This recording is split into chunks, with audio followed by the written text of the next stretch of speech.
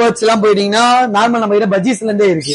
Okay பஜ்ஜீஸ். இவங்க பாத்தீங்கன்னா பஜ்ஜீஸ் இவங்க வந்து 350 400 அந்த மாதிரி இருக்கும் பேரோட ரேட் இவங்களோட. இதுலயே பாத்தீங்கன்னா பஜ்ஜீஸ்ல நிறைய வெரைட்டிஸ் இருக்கு.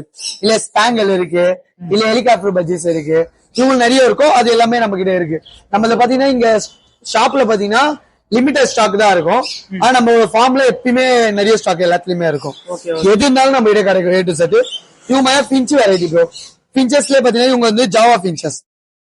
ஜாவா பிஞ்சஸ்ல கலருக்கு ஏத்த மாதிரி இருக்கு. 800ல இருந்து இருக்கு பேர் ஸ்டார்டிங் நம்ம கிட்ட. ப்ரோ இப்போ வந்து கஸ்டமர்ஸ் சில பேர் இப்பதான் பெட் வளர்க்கவே ஸ்டார்ட் பண்ணிருப்பாங்க ஃபர்ஸ்ட் டைம்.